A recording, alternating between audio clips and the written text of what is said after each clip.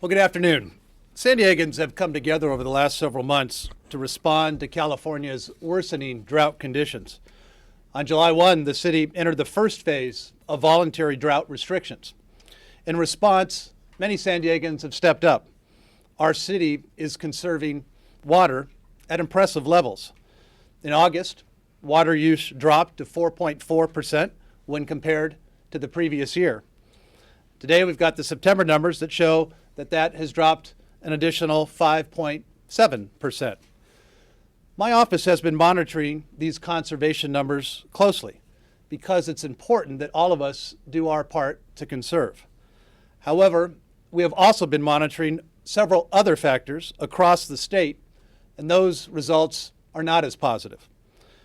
New data we have received over the past several weeks show that San Diego and California are still facing very challenging drought conditions. We've received reports on the state's water supply levels, and the results are bleak.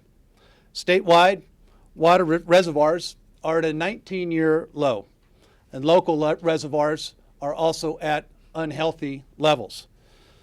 New data also shows that it's been reported in the press recently in the last several weeks that groundwater levels are alarmingly low. Stifling heat, of course, over the last 3 months has made the problem worse. We broke heat records in September. And that's compounded, of course, by the uncertainty about whether the rainy conditions predicted under El Nino will actually happen. And on October 1, we received confirmation that 2014 has been the driest year in a generation and the fourth driest year on California record, going back to the 1920s. The vast majority of San Diegans have conserved, and I want to thank them for their efforts. But unfortunately, these other circumstances require us to do even more.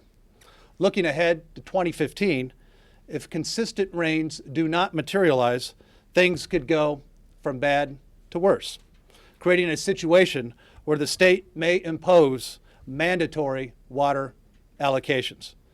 This is a future, an event that we must do everything possible to avoid. We've come a long way, but there's more we must do, which is why I'm taking action to raise the city of San Diego's drought response to the next level. In the second drought stage, the voluntary water conservation measures that went into effect July 1 will become mandatory. Most notably, lawn and landscape irrigation will be limited to 3 days per week.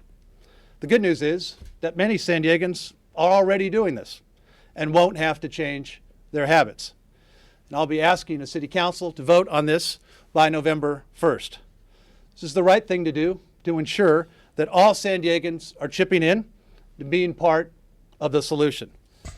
These mandatory restrictions also bring the accountability we need to ensure that everyone is using water responsibly.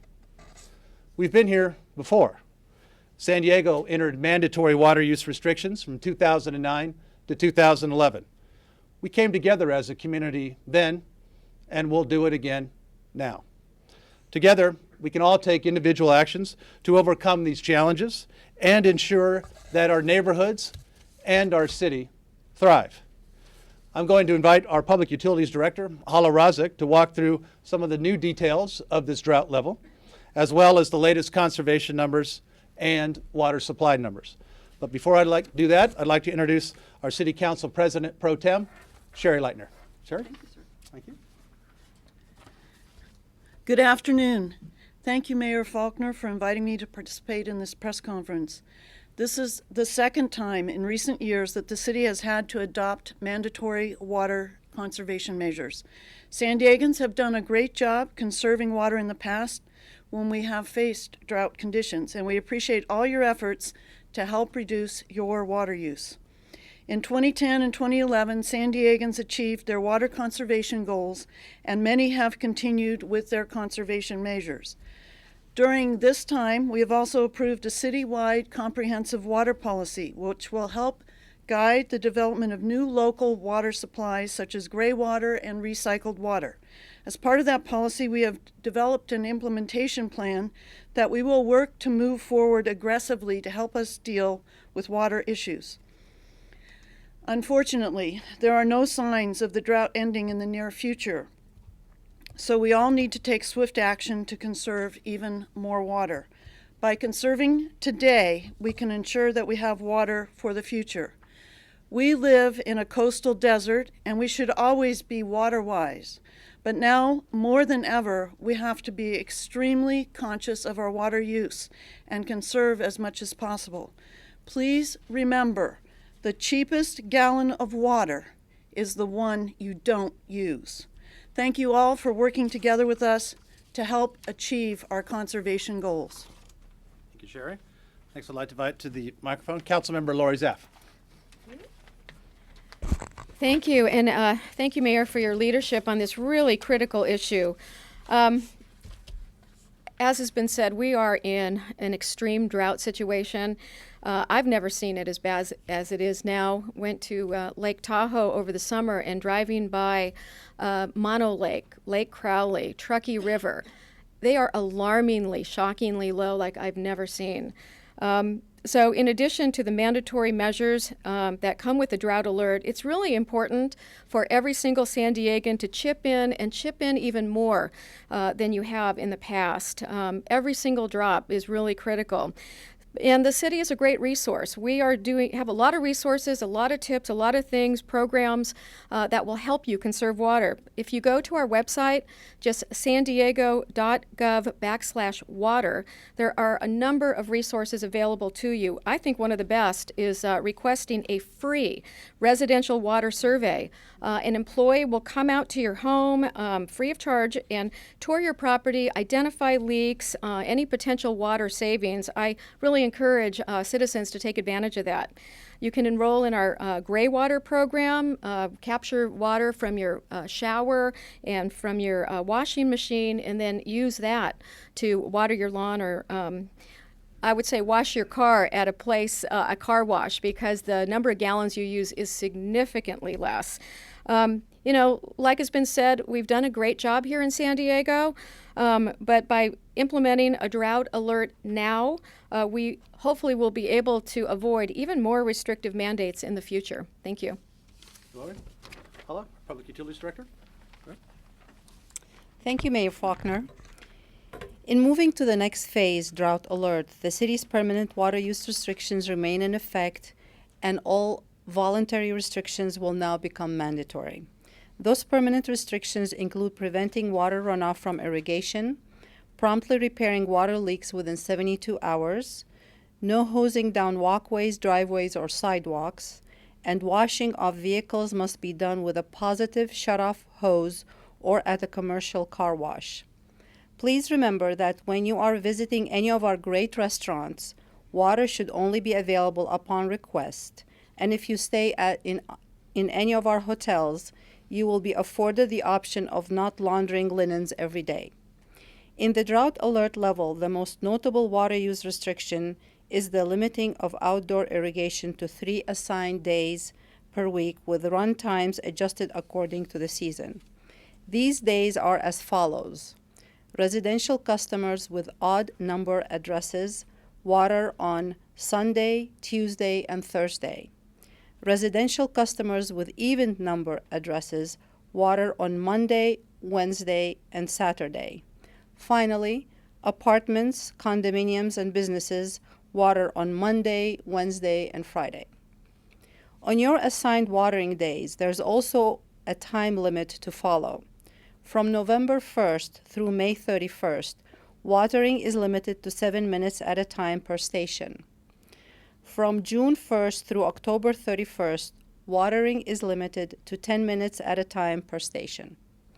While these additional measures mean the city will undoubtedly receive more water waste complaints and will address those incidents, I want to assure you that we will accomplish this using existing resources and budget.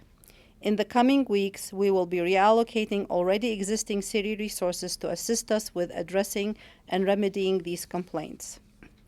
California is in an unprecedented situation with the persistent and widespread drought. Water supplies from Northern California have been severely affected from this drought. In fact, for the first time, the state has limited water state project water deliveries to only 5%, truly unprecedented. Additionally, our major water importer, the Metropolitan Water District of Southern California, has approximately only 49% available of its water supply capacity, while the San Diego County Water Authority is at approximately 37%, and here with the reservoirs at the City of San Diego, we're at a 44% capacity. These conditions, along with the unprecedented heat and the lack of rain in weather forecast models for this winter, bolster the mayor's recommendation to enact mandatory water use restrictions. To learn more about the details of the city's water use restrictions and our water conservation program, please visit our website at www.wastennowater.org. Thank you. Thank you, Hala. Appreciate everybody's attendance today. Any any questions on any topics that we did not cover? Can you explain how this is going to be enforced? And it sounds like we're going to have a system where people can drop a dime on their neighbor. Are you encouraging that? We want to make sure that everybody's doing the right thing. And in fact, as I mentioned before, the city, we've been in this position before. The focus is really going to be on education, about letting folks know, hey, here's how you can do this, here's how you can accomplish this. And in fact, I would note that when the city was last in this position, I believe there was one citation in 2 years. It's not about issuing citations. It's about educating our customers, about educating our neighbors to do the right thing. And the good news is, San Diegans have been doing it. This is a way of life that most San Diegans have been doing. As we go from that voluntary to mandatory, as I've said, we've been here before. We got through it. We will get through it again. So citations are rare, but how much is a citation for this? Yes, about $100, depending on how bad the infraction is. That one citation that we issued that the mayor referred to was about $100. Great question.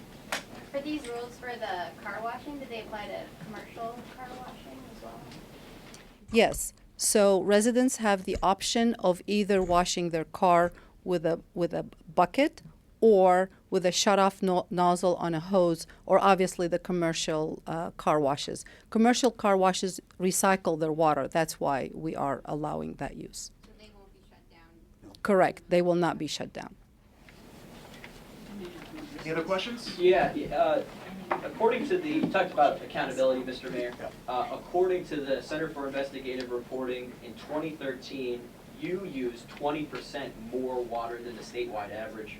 Have you taken steps to reduce your own water use? Yeah, in my household, just like all households, we've been taking steps to lower our consumption. That's what San Diegans have been doing. That's what we're encouraging to do. And I think, as I said before, that's a way of life that everybody's getting together to make sure everyone is doing the right thing, and that includes everybody up here on the stage.